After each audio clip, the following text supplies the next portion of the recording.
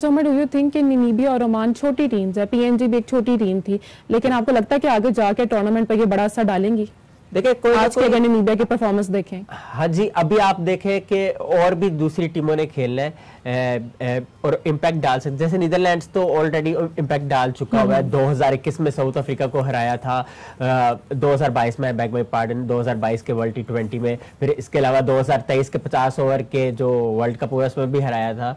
तो कहने की बात है, इम्पैक्ट तो ये डालेगी, कोई ना कोई अपसेट दे सकती है। जैसे कल अगर हम बात करें, जिस तरह पीएनजी ने इम्प्रोवाइज किया है, कोई नहीं सोच रहा था, समझ रहा था कि वन साइडेड जो है वो कॉन्टेस्ट होगा, वेस्ट इंडीज इजीली जीतेगी, 2 टाइम विनिंग चैंपियन है आफ्टर ऑल वेस्ट इंडीज। लेकिन पीएनजी ने जिस महारत के साथ खेले हैं, वो उन्होंने एनर्जी डाली रखी है। कोई लोग बोर हो जाते हैं, कहते हैं यार छोटी टीम है, बड़ी टीम आसानी से जीत जाएगी, लेकिन ऐसा नहीं उन्होंने होने दिया। और उन्होंने ये पैगाम दे दिया कि ये जो छोटी टीमें हैं उनको छोटा नहीं ले सकते, क्योंकि एक प्रोसेस के साथ आई है वो। हाँ, अमेरिका जो है वो प्रिविलेज की वजह से खेल रही है ये टूर्नामेंट, उसकी वजह ये है क्योंकि वो को होस्ट है, तो इसकी वजह से ना वो खेल रहे हैं, उनको एज प्रिविलेज के तौर पर शामिल किया गया है। अदरवाइज आप देख ले कि ये पीएनजी प्रोसेस के थ्रू आई है, ओमान प्रोसेस के थ्रू आई है, नामीबिया प्रोसेस के थ्रू आई है। और नामीबिया जो है मुसलसल, इनके लिए एक क्रेडिट की बात है कि तीसरा मुसलसल अपना T20 वर्ल्ड कप खेल रही है, स्टार्टिंग फ्रॉम 2022 में, और अब खेल रही है। तो आप ये देखें, इम्पैक्ट तो डाल रही है और कहीं ना कहीं सरप्राइज तो देगी, कोई ना कोई टीम देगी, कोई इतना बड़ा टूर्नामेंट है और आसान नहीं होगा। स्पेशली ये जो कैरिबियन में मैं देख रहा हूँ कि वहां पे, यानी वेस्ट इंडीज में, वहां पे मैं देख रहा हूँ सरप्राइज आपको मिल सकता है, क्योंकि स्लो ट्रैक्स है मोर लाइकली, जिसकी वजह से अब आप देख लें कि कल जो पीएनजी के स्पिनर थे जॉन कैरिको, वो पीएनजी में अंडर 19 खेले हुए हैं, ठीक है, पीएनजी में अंडर 19 खेले हुए हैं, प्रॉपर सिस्टम से आए हुए हैं, और उन्होंने 4 ओवर में से 17 रन दिए और 1 विकेट हासिल की। क्या जबरदस्त किस्म की बॉलिंग की। शुरू में वेस्ट इंडीज के जो अकील हुसैन है, स्लो लेफ्ट आर्म बॉलर है, उन्होंने बड़ी अच्छी बॉलिंग की है, वो भी पीएसएल भी वो खेले हैं रिसेंटली। तो लेकिन जो जॉन कैरी को मैं एक्सपेक्ट नहीं कर रहा था कि इतनी जबरदस्त बॉलिंग करेंगे। फिर इसके अलावा जो इनके कैप्टन है पीएनजी के असद वाला, वो बड़े एक प्रीमियम बैटर है इनके, लेकिन कल बदकिस्मती से वो आउट हो गए 21 रन पे। अगर वो थोड़ा ज्यादा करते तो 136 से ज्यादा टारगेट हो जाता। लेकिन क्रेडिट देना पड़ेगा उनके बैटर शशि बो को, जो कि उन्होंने 43 बॉलों पे 50 रन स्कोर किए, और वेस्ट इंडीज के खिलाफ 50 करना, being a PNG batter, was a proud moment for him. और मेरा ख्याल है ये ऐसी इनिंग थी, हालांकि इनकी चौथी 50 थी शशि बहू की, और इस साल उनकी तीसरी 50 थी, लेकिन वो याद रखेंगे कि किस तरह उन्होंने इतनी बड़ी टीम के खिलाफ जो 50 की है। और इस तरह ये होता है कि आपका कॉन्फिडेंस जो है ना बहुत ज्यादा अपलिफ्ट हो जाता है। और मुझे लगता है कि ये जो वर्ल्ड कप है ना, ये जितनी भी छोटी टीमें ना, इनके प्लेयर्स के लिए बड़ी अपॉर्चुनिटी है कि आप बड़े जो टीमें हैं उनको कैप्टिवेट करो, वो और आपके अपने लिए मौके पैदा करो कि आप पीएसएल में खेल सको, आईपीएल में खेल सको, फ्रेंचाइज क्रिकेट में खेल सको। जैसे अली खान जो यूएसए से जिनका ताल्लुक है, बेसिकली तो पाकिस्तानी है, तो वो फ्रेंचाइज क्रिकेट खेल चुके हैं ऑलरेडी। फिर इसके अलावा जो है ये जैसे ट्रम्पल मैन जो ये नामीबिया के बॉलर रहे हैं, और इन्होंने बड़ा क्लेदी किरदार अदा किया। आज जो है इन्होंने 4 विकेटें हासिल की और ओमान के बैटर्स को जो बैकफुट में ड्रैग किया। इसी तरह जो है डेविड विजा तो खेलते ही है फ्रेंचाइज क्रिकेट वगैरह। तो ये एक जबरदस्त एक स्टेज है कि आप फ्रेंचाइज क्रिकेट में भी अपने लिए जो जगह जो है वो पक्की करो। अच्छा, अगर हम कल के मैच की बात करें, पीएनजी वर्सेस वेस्ट इंडीज, तो do you think West Indies का जो विन था वो इजी था?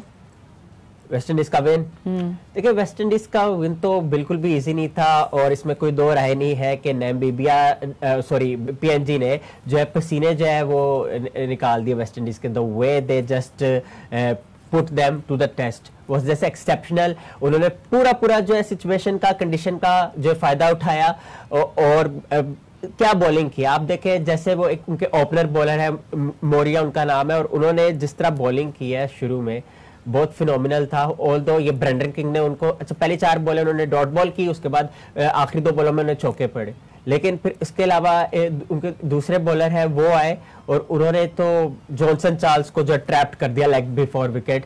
तो वहां से जो है मोमेंटम जो है वो साथ बनना शुरू हो गया था पीएनजी के। बीच में बारिश हुई, बारिश की वजह से थोड़ी सी इंटरप्शन आई, लेकिन वो इंटरप्शन जो है ना पीएनजी को जो है वो सैबोटेज कर सकती थी उनके मोमेंटम को, लेकिन ऐसा नहीं हुआ। उसके बावजूद आप देखें कि उन्होंने वेस्ट इंडीज को मुसलसल जो है दुश्वारी उनका पेशेंस लिया, यानी आजमाया उनको।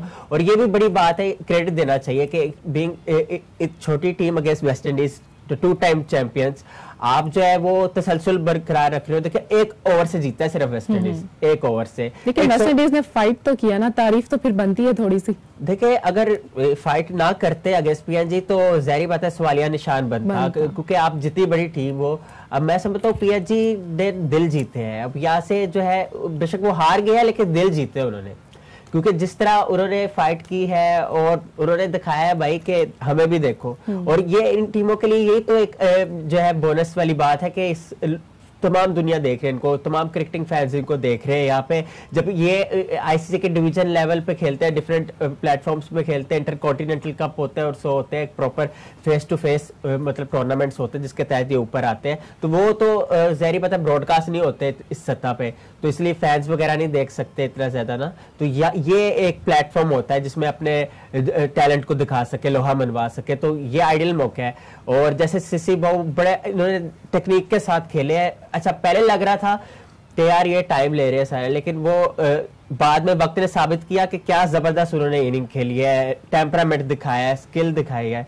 हाँ उन्होंने लेकिन उसके बाद ओवर किया खुद, जिससे उन्होंने अच्छे खासे रन दे दिए, मतलब 16+ रन दे दिए। और वहां से वेस्ट इंडीज के बैटर्स ने मोमेंटम पकड़ा। और क्रेडिट देना चाहिए रोस्टन चेस को, हाँ जी, जिस तरह उन्होंने फिनिशिंग की है एग्जैक्टली। और हालांकि वो T20 आए के बाकी अगर देखें ना प्लेयर, निकोलस पोरेल हो गया, रोबमन पोवेल हो गए, सारे प्लेयर, आंद्रे रसल हो गए, तो उनके मुकाबले में इतने कोई प्रोमिनेंट T20 के बैटर नहीं है। हाँ टेस्ट वगैरह के है ये जरूर, लेकिन उन्होंने अपने स्किल दिखाया, सेंटिलेटिंग नॉक खेला। और आंद्रे रसल ने भी एक्सपीरियंस हेड खेला एंड पे और इंश्योर किया कि वेस्ट इंडीज जो है बॉक्स को टिक करें इन दी एंड। अच्छा पीएनजी के किस प्लेयर को आप टॉप रेट करेंगे कि he was the best like performance wise? जैसे मैं बार बार नाम ले रहा हूँ सीसी बहु का। अच्छा 43 बॉलों में 50 रन उन्होंने स्कोर किए और 6 चौके उन्होंने मारे और 1 छक्का उन्होंने मारा।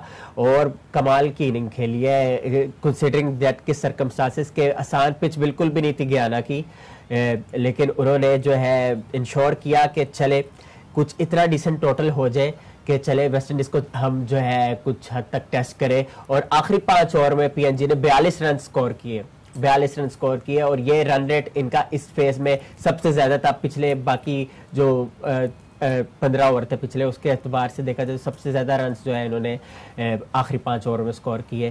फिर इसके अलावा असद वाला जो है उन्होंने 21 रन स्कोर किए बैटिंग से, तो लेकिन जो है वो उन्होंने कहा कि चलो आउट तो हो गए, क्योंकि बड़ा सेंटिलेटिंग कैच किया और वो भी रोस्टन चेस ने उनका कैच किया था। और जिसकी वजह से जो है पीएनजी को दोबारा से अपनी इनिंग्स को रीबिल्ड करना पड़ा। लेकिन बॉलिंग बहुत अच्छी की असद वाला ने और 4 ओवर में 28 रन दिए और 2 विकेटें हासिल की। लेकिन जो आखिरी ओवर था वो बड़ा कॉस्टली था इनका, जिसकी वजह से जो है मदद मिली फर्दर वेस्ट इंडीज। अच्छा